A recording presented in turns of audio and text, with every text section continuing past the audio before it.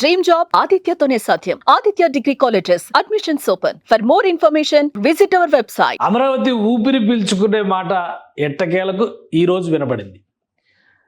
కూటమి ప్రభుత్వం ఏర్పడిన నాటి నుంచి అమరావతికి రాజమార్గంగా భావించే seed capital road, seed axis road సగంలోనే ఆగిపోయింది. దీని నిర్మాణానికి సంబంధించి ఆటంకాలను పరిష్కరించడానికి 10 నెలల సమయం పట్టింది కూటమి ప్రభుత్వానికి. ఫైనల్గా సిఆర్డీఏ అధికారులు స్థానికంగా ఉన్న రైతులతో జరిపినటువంటి చర్చల ఫలితంగా సీడ్ యాక్సిస్ రోడ్డుకి భూములు ఇవ్వడానికి అమరావతి ప్రాంతంలో ఉన్నటువంటి రైతాంగం అంగీకరించింది. మొత్తం మీద ఇందులో ఏదో కొన్ని 100 ఎకరాల భూములు తీసుకుంటారనుకుంటే పొరపాటు. కేవలం కావాల్సింది 10 ఎకరాలు, కానీ ల్యాండ్ పూలింగ్ కింద 60 ఎకరాల దాకా భూములు తీసుకునేటువంటి అవకాశం ఉంది. ఈ క్లియరెన్స్ వచ్చినటువంటి నేపథ్యంలో అమరావతిలో మహారహదారిగా పేర్కొన్నటువంటి సీడ్ యాక్సిస్ రోడ్డు ఫైనల్గా నేషనల్ హైవేకి కనెక్ట్ అయ్యేందుకు రూట్ సుగమమైంది. దీనికి సంబంధించినటువంటి టెండర్లని అతి త్వరలోనే, బహుశా 1-2 రోజుల్లోనే రిలీజ్ చేసేటువంటి అవకాశం కూడా ఉంది. ఎందుకంటే ఇప్పటికే సిఆర్డీఏ అధికారులు దీనిపైన పెద్ద ఎత్తున కసరత్తు జరిపారు. మున్సిపల్ శాఖ మంత్రి నారాయణ నేరుగా రైతులతో సంప్రదింపులు జరిపారు. కూటమి ప్రభుత్వం ఏర్పడిన వెంటనే ఈ చర్చలను ప్రారంభించి 3 దఫాలుగా గ్రామ సభలను కూడా అక్కడ నిర్వహించారు.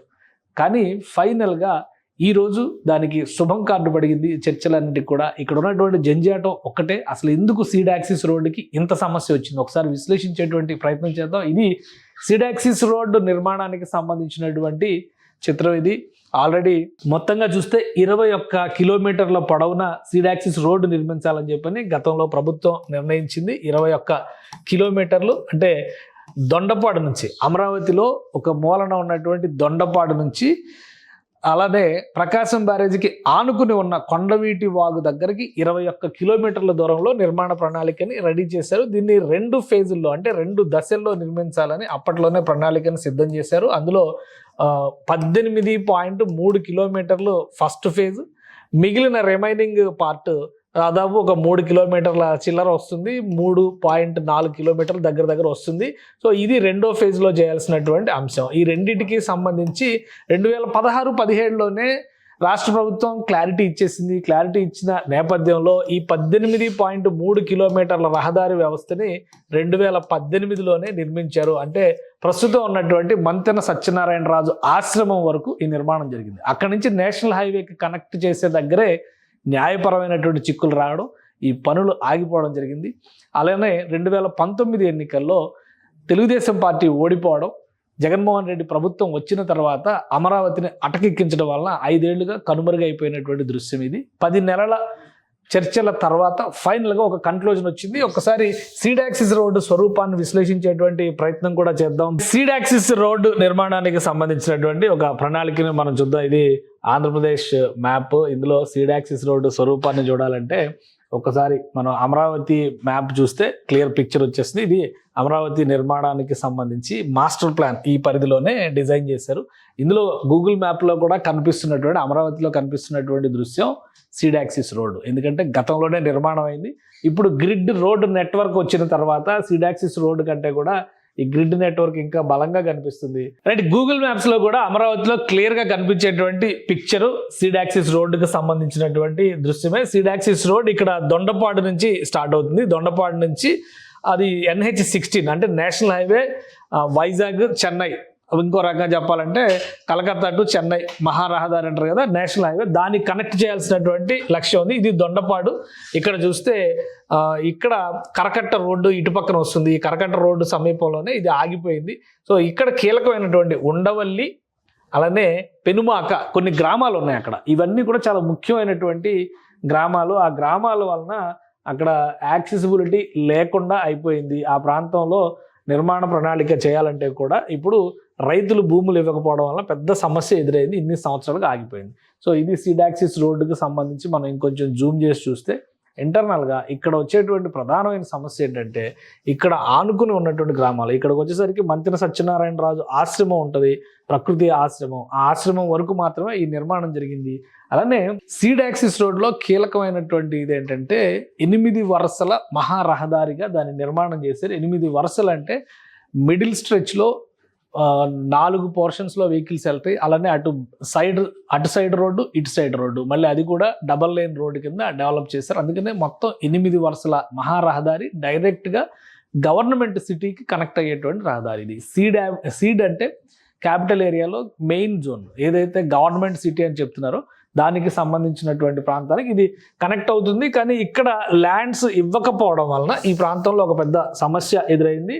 అలానే గత కొంతకాలంగా జరిగినటువంటి మరికొన్ని చర్చల సారాంశం చూస్తే కనుక ఈ ప్రాంతంలో ఈ సీడ్ యాక్సిస్ రోడ్డు ఆగిపోవడానికి మరొక ముఖ్యమైనటువంటి అంశం, గత 5 ఏళ్లలో ప్రభుత్వం తీసుకున్నటువంటి నిర్ణయాలు ఈ ఉండవల్లి ప్రాంతంలో, ఈ పెనుమాక ప్రాంతానికి సంబంధించినటువంటి కొన్ని భూములు ఇవన్నీ ఉండడం వల్ల ఇక్కడ చూస్తే మీకు దాదాపుగా ఇక్కడ కరకట్ట దగ్గరకు వస్తుంది. సీడ్ యాక్సిస్ రోడ్డు కరకట్ట దగ్గరకు వస్తుంది, కరకట్ట రోడ్ ఇటు వెళ్తుంది.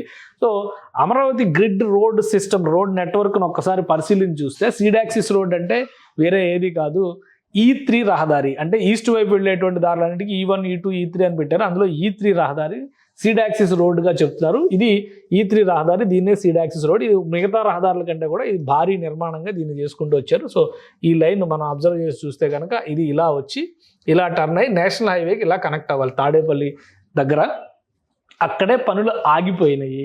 అలానే ఇప్పుడు తీసుకున్నటువంటి నిర్ణయం ఫలితంగా రాష్ట్రంలో ఒక కీలకమైనటువంటి అడుగు పడింది ముందుకు అని అనుకోవచ్చు. ఇక్కడ కావాల్సినటువంటి భూములు, ఈ నిర్మాణానికి సంబంధించి కావాల్సినటువంటి భూములు కేవలం 10 ఎకరాల నుంచి 10 నుంచి 20 ఎకరాలు సేకరిస్తే సరిపోతుందని చెప్పని అధికార యంత్రాంగం చెప్పారు. అయితే ల్యాండ్ పూలింగ్ పద్ధతిలో మాత్రమే రైతులు భూములు ఇవ్వడానికి సంసిద్ధత వ్యక్తం చేస్తారు. ల్యాండ్ పూలింగ్ పద్ధతిలో ఏంటంటే భూములు తీసుకుని వాటిని అభివృద్ధి చేసి డెవలప్ చేసినటువంటి ప్లాట్లు, రిటర్నబుల్ ప్లాట్స్ అనేది కూడా చాలా ముఖ్యమైనటువంటి పాత్ర పోషించే అంశం ల్యాండ్ పూలింగ్ సిస్టంలో. సో దీన్ని దృష్టిలో పెట్టుకొని ఇక్కడ వీళ్ళు చేసినటువంటి ప్రధానమైన డిమాండ్, రైతులు చేసినటువంటి ప్రధానమైన డిమాండ్ ఏంటంటే ఈ వెలగపూడి ఈ ప్రాంతంలో ఉన్నంతా కూడా ఇది కోర్ క్యాపిటల్ ఏరియాగా చెప్తున్నటువంటి ప్రాంతం అంతా కూడా వాస్తవానికి నేషనల్ హైవేకి చాలా దూరంలో ఉన్నటువంటి ప్రదేశం. కాబట్టి ఇక్కడ 1 ఎకరా భూమి తీసుకుంటే 1400 గజాల రిటర్నబుల్ ప్లాట్స్ ప్రభుత్వం ఇచ్చింది. అంటే 1 ఎకరానికి 1400 గజాలు సంబంధించినటువంటి ప్లాటు, అందులో 1000 ఎకరాలు రెసిడెన్షియల్, 400 ఎకరాలు కమర్షియల్ అలా విభజించి రాష్ట్ర ప్రభుత్వం అప్పట్లో ఇచ్చింది. అయితే ఇవి నేషనల్ హైవేకి అతి సమీపంలో ఉన్నటువంటి ప్రాంతంగా ఇది నేషనల్ హైవే. ఇది మొత్తం కూడా రోడ్, ఇది NH 544. అలానే ఈ మధ్యలో తాడేపల్లి ఇదంతా కూడా డెవలప్ అవుతుంది. ఇక్కడ కొండలు గుట్టలు ఉన్నటువంటి పరిస్థితి ఉంది. ఇది నేషనల్ హైవేకి సంబంధించింది. సో అందుకని ఈ నేషనల్ హైవేకి దగ్గరగా ఉంది కాబట్టి ఎకరాకి 2000 గజాలు ఇవ్వాలనేటువంటి డిమాండ్ని ఇక్కడ ఉన్నటువంటి రైతులు చేశారు. అలానే దీనిలో కొన్ని లీగల్ ఇష్యూస్ కూడా ఉన్నాయి. కొంతమంది వైసీపీ ప్రేరేపిత నాయకులు, ప్రజలు, కార్యకర్తలు అక్కడ ఉండడం, అప్పటి ఎమ్మెల్యే మంగళగిరి ఎమ్మెల్యే ఆళ్ల రామకృష్ణారెడ్డి ఆధ్వర్యంలో సీడ్ యాక్సిస్ రోడ్డుకి అమరావతి భూముల సేకరణ పైన కేసులు వేయడంతో ఈ పనులు ఆగిపోయినాయి. సో 2018 నాటికి సీడ్ యాక్సిస్ రోడ్ కంప్లీట్ అయినప్పటికి కూడా ఈ 4 కిలోమీటర్ల స్ట్రెచ్ అంటే నేషనల్ హైవేకి కనెక్ట్ అయ్యేటువంటి భాగం మాత్రం కంప్లీట్ కాలేదు. సో దీనిని అడ్వాంటేజ్గా తీసుకుని గత ప్రభుత్వం, వైసీపీ ప్రభుత్వం చేసినటువంటి మరొక అంశం ఏంటంటే ఈ సీడ్ యాక్సిస్ రోడ్డుకి అడ్డంగా ఉన్నటువంటి ఇరిగేషన్ ల్యాండ్ని తీసుకుని వైసీపీ రాష్ట్ర పార్టీ కార్యాలయాన్ని కడతాం అక్కడ అని చెప్పి ఒక నిర్మాణం కూడా చేశారు. కూటమి ప్రభుత్వం ఏర్పడిన వెంటనే ఆ నిర్మాణాలని కూలగొట్టారు. దానికి సంబంధించి కోర్టులో కేసులు నడుస్తున్నాయి. ఎందుకంటే ఇది ఇరిగేషన్ కిందకు వచ్చేటువంటి ల్యాండ్, ఇరిగేషన్ డిపార్ట్మెంట్ పరిధిలో ఉండేటువంటి ల్యాండ్, ఎలాంటి అనుమతులు లేకుండా వైఎస్ఆర్సీపీ నాయకులు ఇక్కడ పార్టీ ఆఫీస్ నిర్మాణం చేశారు. గుంటూరు జిల్లా పార్టీ ఆఫీస్ నిర్మాణం చేశారు. అందుకని చెప్పని దాన్ని అప్పట్లోనే కూటమి నాయకత్వం కూల్చేసింది. సో ఆ లీగల్ ఆస్పెక్ట్ ఒకవైపు, ఇంకోవైపు రైతులతో సంప్రదింపులు ఇవన్నీ జరిగిన తర్వాత ఈరోజు వచ్చినటువంటి ఫైనల్ కన్క్లూజన్తో ఇక్కడ నేషనల్ హైవేకి కనెక్ట్ చేసేటువంటి ప్రక్రియ ఇక ముందుకు సాగుతుంది. అప్పట్లోనే 230 కోట్ల రూపాయలతో ఈ పనులు ప్రారంభించారు. ఇప్పుడు అంటే మొత్తం ఆ పనులన్నీ పూర్తయినాయి కాబట్టి కేవలం ఈ 4 కిలోమీటర్ల స్ట్రెచ్కి సంబంధించి ఇప్పుడు ఒక ప్రణాళికని రాష్ట్ర ప్రభుత్వం సిద్ధం చేసింది. టెండర్స్ రిలీజ్ చేయడానికి ఏపీసీఆర్డీఏకి క్లియరెన్స్ కూడా ఇచ్చేసేటువంటి అవకాశం ఉంది. బహుశా ప్రధానమంత్రి నరేంద్ర మోడీ టూర్ లోపు ఇవి క్లియర్ అవుతాయా లేదా, ఎందుకంటే టెండర్స్ ఫ్లోట్ చేసిన తర్వాత కనీసం 15 రోజుల సమయం ఇవ్వాల్సినటువంటి పరిస్థితి ఉంటుంది. కాబట్టి ఆ టెక్నికాలిటీస్ అన్ని కూడా ఒకసారి స్టడీ చేసి టెండర్స్ రిలీజ్ చేస్తారనేటువంటి సమాచారం వస్తుంది. ఆ తర్వాత ఇంకొకటి కీలకమైనటువంటి అంశం ఏంటంటే సీడ్ యాక్సిస్ రోడ్ని ఏ విధంగా కనెక్ట్ చేస్తారు. ఎందుకంటే ఈ ప్రాంతంలో ఇది ప్రకాశం బ్యారేజ్, అంటే కృష్ణా నది పైనుంచి కట్టినటువంటి ప్రకాశం బ్యారేజ్, ఇటువైపు విజయవాడ నగరం ఉంది. విజయవాడ నగరంలోకి వెళ్ళేటువంటి మార్గం ఈ 3 కిలోమీటర్లు, దాదాపు 2.5 కిలోమీటర్ల డిస్టెన్స్ విజయవాడ నగరానికి కనెక్ట్ అయ్యి వెళ్ళేటువంటి మార్గం, ఇక్కడ నుంచి తీసుకొచ్చేటువంటి మార్గం నేషనల్ హైవే కనెక్ట్ అయ్యేటువంటి మార్గం. సో ఈ ప్రాంతంలో అంటే ఇక్కడ నేషనల్ హైవే కనెక్ట్ అయ్యేటువంటి సందర్భంలో ఇక్కడ 2 ఫ్లైఓవర్ ఇక్కడ ఒక ఫ్లైఓవర్, ఇక్కడ ఒక ఫ్లైఓవర్ నిర్మాణం జరిగేటువంటి అవకాశం ఉంది. దానికి సంబంధించి ఒక భారీ ట్రంపెట్ జంక్షన్ కూడా అక్కడ ఏర్పడుతుంది. ఎందుకంటే ఇది వారధి అంటారు, కృష్ణానది పైన కట్టినటువంటి కనకదుర్గ వారధి. ఇది గుంటూరు వైపు నుంచి వచ్చేటువంటి వాహనాలు నేషనల్ హైవే కనెక్ట్ అయ్యేటువంటి ప్రాంతం. సో ఇక్కడ ఈ వారధి దగ్గర ఒక ట్రంపెట్ జంక్షన్, భారీ జంక్షన్ వస్తుంది. ఇదంతా కూడా అమరావతిలోకి విజయవాడ నగరంలోంచి వెళ్ళడానికి కావాల్సినటువంటి యాక్సెసిబిలిటీని చాలా మరింత సులువు చేస్తుంది. అలానే నేషనల్ హైవేతో కనెక్ట్ చేయడానికి ఈ problem, seed axis road problem solve అవ్వలేదనేటువంటి ఉద్దేశంతో E13, E15 రహదారుల్ని national highway connect చేయడం, అది మంగళగిరి అవతల వచ్చేటువంటి రహదారులు, వాటికి కూడా టెండర్లను క్లియర్ చేసింది రాష్ట్ర ప్రభుత్వం. అందుకనే APCRDA దీనికి సంబంధించినటువంటి టెండర్ల ప్రణాళికను కూడా అనౌన్స్ చేసింది. సో ఇక్కడ చూస్తే కనుక ఇది ట్రంపెట్ జంక్షన్, అక్కడ రాబోయేటువంటి ట్రంపెట్ జంక్షన్. ఒకసారి ఈ మోడల్ని చూస్తే మీకు అర్థమవుతుంది. ఎందుకంటే ఇది అమరావతి నుంచి వచ్చేటువంటి మార్గం, ఇది అమరావతి పైనుంచి వచ్చేటువంటి మార్గం. ఇక్కడ ట్రంపెట్ జంక్షన్ అనేది నేషనల్ హైవే ఇక్కడ కనిపిస్తుంది, ఇది నేషనల్ హైవే 16. సో ఈ 16 పైనుంచి లేదా కింద నుంచి ఇట్లా 2 వ్యవస్థలను తీసుకొచ్చి దీన్ని ఇటు యాక్సెస్ చేసేటువంటి అవకాశం ఉంటుంది. సో ఈ జంక్షన్ డిజైన్ కూడా చాలా డిఫరెంట్గా ఉంటుంది. ఆల్రెడీ సీడ్ యాక్సిస్ మోడల్స్లో దీన్ని గతంలోనే గ్రాఫిక్స్లో ఎస్టాబ్లిష్ చేసి చూపించారు. సో ఇది ట్రంపెట్ జంక్షన్ రూపంలో చేసినటువంటి ప్రణాళిక. దీనిలో అండర్ పాస్లు, ఇంటర్ కనెక్టివిటీస్ కూడా ఉంటాయి. చిన్న లొకేషన్ అయినప్పుడు కూడా నిర్మాణంలో చాలా కాంప్లికేషన్స్ ఉన్నాయి. అందుకే దీనికి సంబంధించినటువంటి డిజైన్స్ని కూడా అప్పట్లోనే APCRDA రూపొందించింది, వాటిని రిలీజ్ చేసింది. సో వీటి ఆధారంగా చూస్తే కనుక ఒక క్లారిటీ వస్తుంది.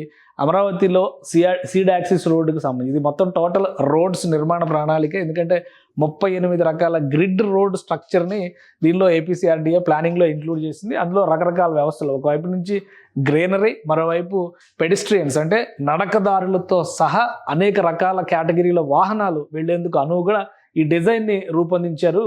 ఈ డిజైన్లోనే సీడ్ యాక్సిస్ రోడ్డుకి సంబంధించినటువంటి ప్రణాళికను కూడా ఆవిష్కరించారు. సో ఇది ట్రంపెట్ జంక్షన్ రూపంలో సీడ్ యాక్సిస్ రోడ్లు అంటే మంగళగిరి తాడేపల్లి లొకేషన్లో వారధి ముందర, కృష్ణా నది పైన ఉన్నటువంటి కనకదుర్గ వారధి ముందర రాబోయేటువంటి టర్న్ అరౌండ్ అనమాట ఇది. సో ఇది సీడ్ యాక్సిస్ రోడ్లో చాలా కీలకమైనటువంటి భాగం అవుతుంది. ఈ నిర్మాణ ప్రణాళికలో ఉన్న కాంప్లికేషన్స్ని దృష్టిలో ఉంచుకునే రాష్ట్ర ప్రభుత్వం దీన్ని ఇప్పటివరకు పెండింగ్లో పెట్టింది. అందుకే 2 ఫేజులుగా తీసుకుంది. 18.3 కిలోమీటర్లు ఒక ఫేజ్గా తీసుకుంది. కేవలం చివరి 4 కిలోమీటర్లు మాత్రమే రెండో ఫేజ్గా తీసుకుంది. ఆ రెండో ఫేజే ల్యాండ్ అవైలబిలిటీ లేక రకరకాల కేసుల రూపంలో ఆగిపోయింది. ఫైనల్గా ఈ నిరీక్షణకి ఒక ముగింపు పలికినటువంటి పరిస్థితి. ఆ రైతులు చెప్పినటువంటి కండిషన్స్ని రాష్ట్ర ప్రభుత్వం అంగీకరించడం, వీలైనంత వేగంగా నేషనల్ హైవేకి కనెక్ట్ చేయడం అనేది ఒక సంకల్పంగా రాష్ట్ర ప్రభుత్వం పెట్టుకుంది. కాబట్టి సీడ్ యాక్సిస్ రోడ్డుకి సంబంధించినటువంటి జంజాటం మొత్తం కూడా సమసిపోయినట్టే భావించవచ్చు. టెండర్లు రిలీజ్ అయిన తర్వాత వీలైనంత వేగంగా ఈ పనిని ప్రారంభించేందుకు ప్రణాళికలను సిద్ధం చేస్తుంది. 1.5 నుంచి 2 ఏళ్లలో ఈ రోడ్డుని నేషనల్ హైవేతో కనెక్ట్ చేసే దిశగా ఆంధ్రప్రదేశ్ ప్రభుత్వం అడుగులు వేస్తుంది. సుమన్ టీవీలో మీ పర్సనల్ అండ్ బిజినెస్ ప్రమోషన్స్ కోసం కింది నెంబర్కి కాంటాక్ట్ చేయండి.